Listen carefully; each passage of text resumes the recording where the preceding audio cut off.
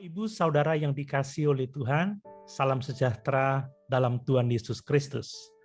Mari kita merenungkan firman Tuhan dari surat Roma pasal 12 ayat 12. Demikian firman Tuhan.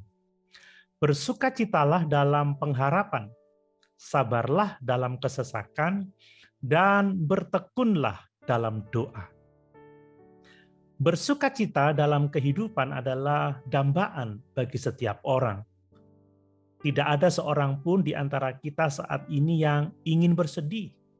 Tentunya semua pasti ingin bersukacita. Apakah kita semua bersukacita pada saat ini? Saya sangat mengharapkan, saya terus mendoakan agar kita semua bersukacita.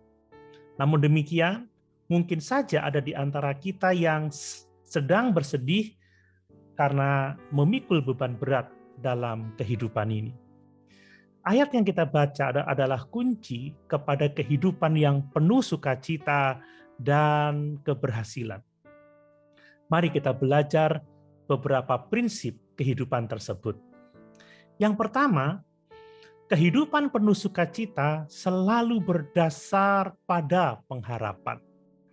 Rasul Paulus berkata, bersukacitalah dalam pengharapan.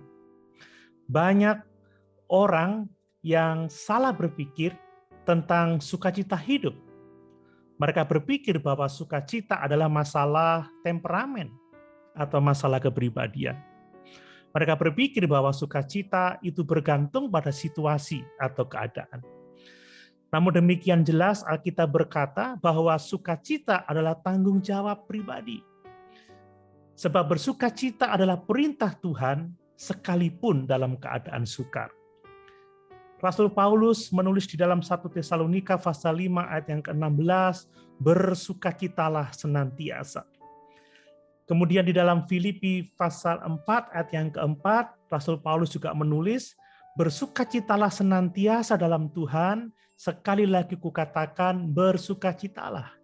Jadi sukacita adalah perintah Tuhan, sehingga kalau kita percaya kepada Tuhan Yesus, tanggung jawab kita adalah untuk bersukacita. Kemudian Rasul Petrus di dalam 1 Petrus 4 ayat yang ke-13 menuliskan, sebaliknya bersukacitalah sesuai dengan bagian yang kamu dapat dalam penderitaan Kristus, supaya kamu juga boleh bergembira dan bersukacita pada waktu Ia menyatakan kemuliaannya. Tanggung jawab kita adalah bersukacita sekalipun dalam keadaan sukar. Sukacita di dalam Tuhan dapat dialami oleh setiap orang percaya, dan sukacita itu mengatasi semua keadaan sulit sekalipun. Dalam Ibrani pasal 10 ayat 34 dituliskan, memang kamu telah turut mengambil bagian dalam penderitaan orang-orang hukuman. Dan ketika harta kamu dirampas, kamu menerima hal itu dengan sukacita.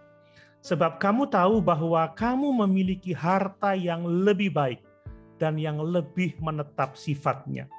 Perhatikan bagaimana jemaat Ibrani bersukacita sekalipun harta mereka dirampas. Karena mereka memiliki pengharapan akan harta di surga, harta yang kekal itu.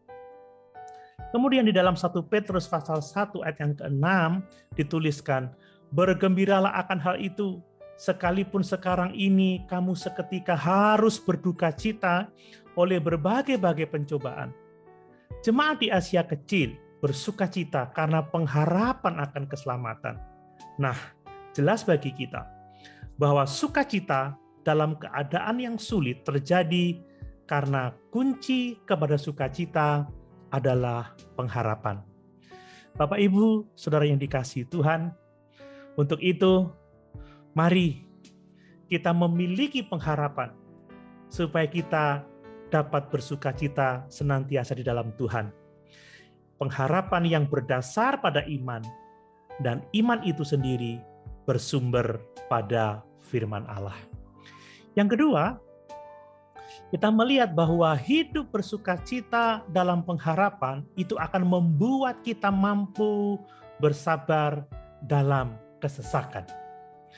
Kita telah belajar tentang sabar, ya. yaitu kuat menghadapi penderitaan, tidak lekas marah, tidak lekas putus asa, tidak lekas patah hati. Kunci sabar adalah sukacita dalam pengharapan.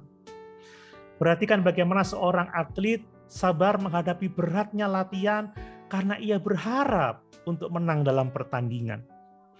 Seorang siswa bersabar dalam susahnya belajar karena berharap lulus dalam ujian yang akan ditempuh. Nah, untuk bersukacita dan berhasil, kita harus bertekun di dalam doa. Ini adalah pelajaran yang ketiga yang kita dapat peroleh dari Roma pasal 12 ayat yang ke-12 itu.